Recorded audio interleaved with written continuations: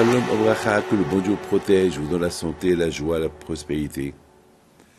Je voudrais, mes amis, vous raconter une belle histoire de David Ameller, alav Shalom. Vous savez que moi je suis nommé sur David Ameller et sur Rabbi David Ben Baruch, Rabbi David Ben Hazan, mais et Rabbi Hania Cohen. David Ameller, parce que mon père, il disait Tehillim lorsque je suis né. Mes amis,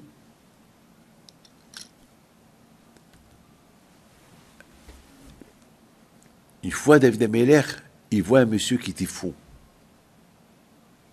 Un monsieur qui était fou. Alors, il a commencé à réfléchir. Pourquoi le bon Dieu a créé les fous? Quelle est la raison? Quel est le but d'un fou? Bon, bien sûr, on ne veut pas qu'on ait un enfant qui est fou, que Dieu préserve. Bon, malheureusement, la folie, elle existe. Il y a même des gens qui sont très intelligents et se comportent comme des fous. Beaucoup de fois, on dit, mais t'es fou. Beaucoup de fois, ça arrive, on dit à quelqu'un, mais t'es fou. Quelque chose que quelqu'un fait sans raison, sans rien, on dit, attends, t'es fou. Mais la folie, elle existe. Oh, David Ameller, il n'a pas compris pourquoi. Hachem, il a créé la folie. Une fois, David Ameller, il est parti, il s'est sauvé du roi Shaoul, dans la ville de Pélishtim. Et puis ils sont venus chez le roi de Pélishtim, ils lui ont dit, eh ben, ton ennemi, David, il est en ville. Alors il leur a dit, arrêtez-le. Eh ben, ils l'ont arrêté, ils l'ont condamné à mort. Et le roi David, il a commencé à prier à Hachem. Hachem, protège-moi. Quand tu m'as protégé des mains de Shaoul en m'envoyant l'araignée, alors protège-moi, le roi de Pélishtim. Et toi, tu m'as couronné, tu m'as dit un jour, je vais être le roi. Et voilà, non seulement je suis roi et je suis poursuivi par le roi Shaoul, mais voilà, là, je suis condamné à mort.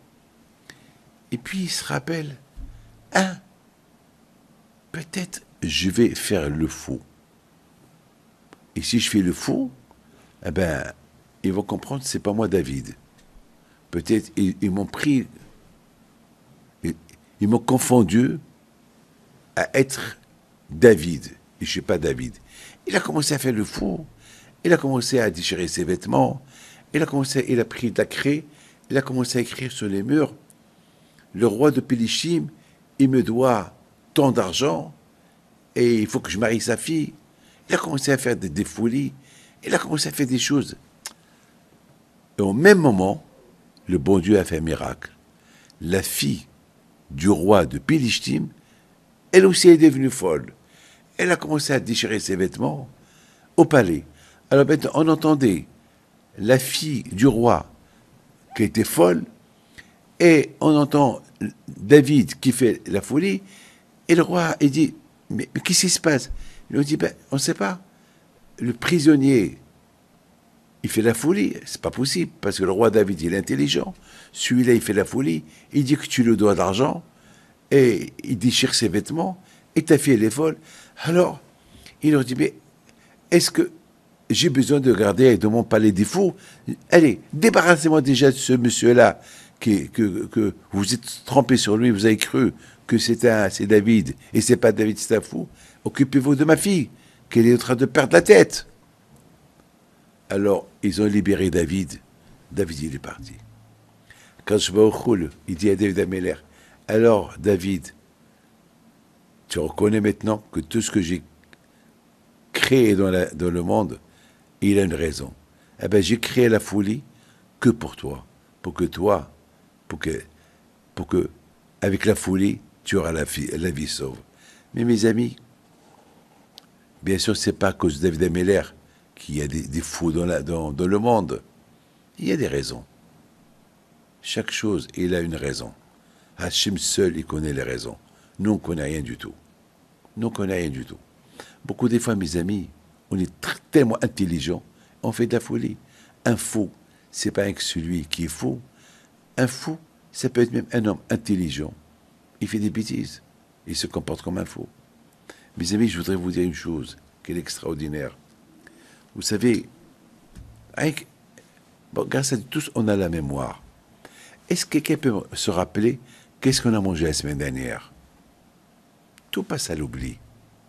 A priori, on ne devait pas oublier. A priori, on devait se rappeler de tout. Mais il y a ce qu'on appelle l'oubli. Il y a ce qu'on appelle l'oubli. Alors pourquoi il y a l'oubli?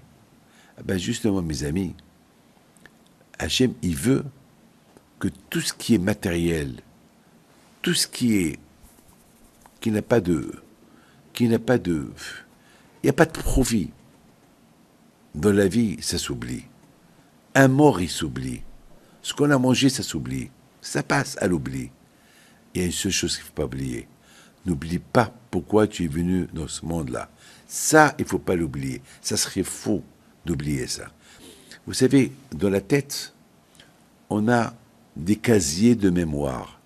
On a 12 milliards de cellules où ça enregistre toutes les mémoires. Mais pourquoi des fois on a des cellules qui sont pleines avec des bêtises? Il faut les vider.